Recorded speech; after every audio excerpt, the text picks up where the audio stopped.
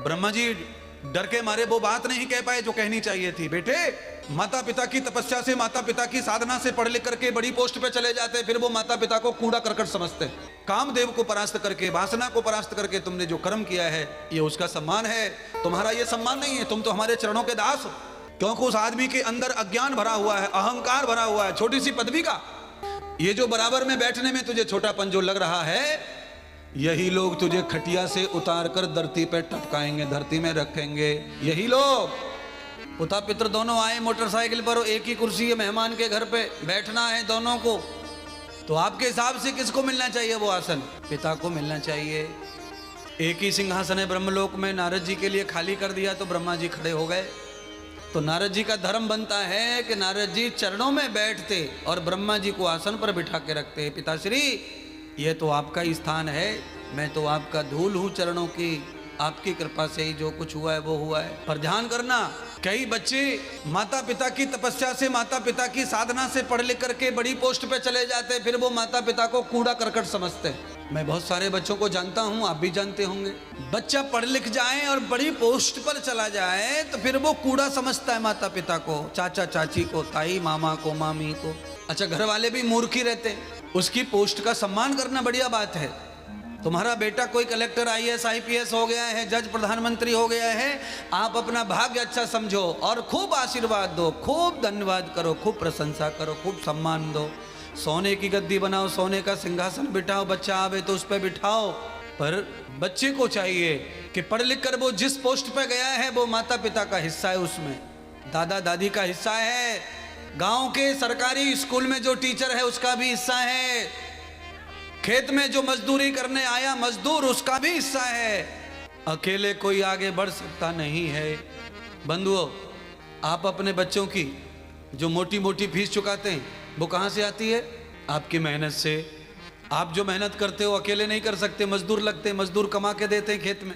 इतने सारे लोगों का सपोर्ट मिलता है तब कोई बच्चा बड़ा बनता है। तो इन सब लोगों का एहसान चुकाने के लिए बच्चे को हमेशा ही उनका आदर सत्कार करते रहना चाहिए, अपने माता का, पिता का, बुजुर्गों का, बड़ों का, टीचर का, सबका। टीचर तो टीचर ही रहता है, टीचर का प्रमोशन कम है।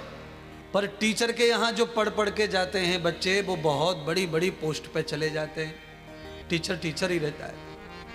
रिटायर हो गया टीचर, खत्म। पर फिर भी एहसान उसका है हमारे ऊपर, उसके सिखाने से हम यहाँ तक पहुँच गए। इसलिए नारद जी भूल गए, अर्थात कहना ये चाह रहे हैं शिव जी कि नारद को अभिमान आ गया है। बैठ गए शिव जी ब्रह्मा की गद्दी पर। ब्रह्मा जी ने कहा, पुत्र मैं बहुत खुश हूं। ब्रह्मा जी खड़े होकर बतरा रहे हैं, बेटा बैठा है। नारद जी ने कहा, पिताश्री मैं कैलाश जा रहा हूं भोले बाबा से और पार्वती जी से मिलने के लिए। तो ब्रह्मा जी ने कहा, पुत्र जाओ, मिल के आओ, आशीर्वाद लेके आओ, उनकी शुभकामनाएं लगी हैं, तुमको सफल हुए हो तो जाओ प्रणाम करे आओ। पर शंकर भगवान के यहां जाकर उन्हें प्रणाम करना और उनका आशीर्वाद लेना। ब्रह्मा जी डर के मारे वो बात नहीं कह पाए जो कहनी चाहिए थी। बेटे, शंकर भगवान भी तुम्हारा सम्मान करेंगे, पर उस सम्मान का मतलब ये नहीं है कि शंकर छोटे और तुम बड़े हो गए। बेटा बराबर का हो जाए तो पिता को सम्मान सूचक शब्दों से ही उच्चारण करना चाहिए।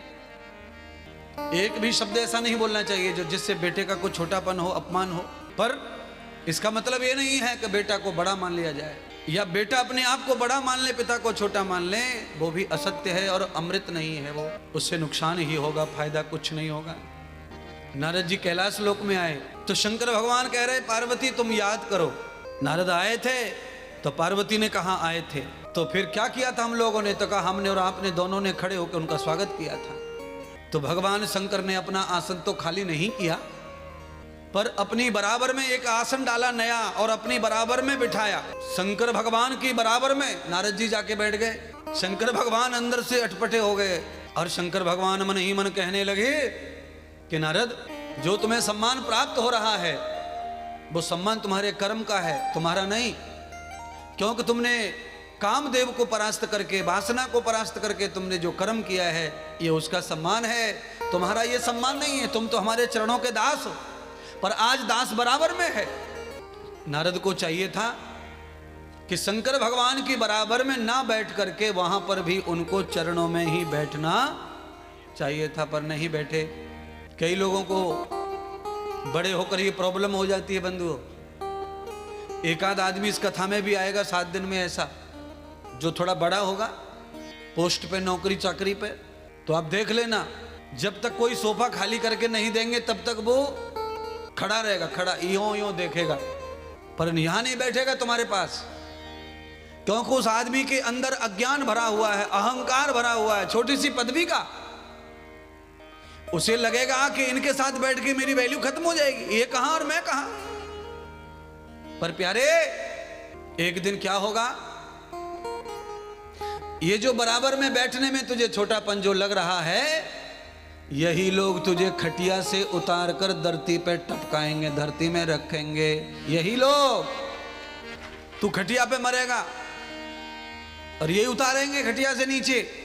जहां इनके चप्पल जूते उतरे वहां ले जाएंगे, वहां पे कांटी बनेगी, सैया बनेगी, वहां पे कफन डाला जाएगा। मरे हुए आदमी को घर में से निकाल के कहां रखते हैं? जहां पे सबके जूते चप्पल उतरते रोजाना, आंगन में। एक दिन ऐसा आएगा, और वो दिन जब आएगा तब हकीकत भी सामने हो जाती है। इसीलिए बड़े रहो, कितने भी बड़े रहो, और आगे भी बड़े ही रहना है, तो बड़ों के चरणों में बैठने की आदत डालो, तो बड़े के बड़े रहोगे, नहीं तो छोटे होने में देर नहीं है।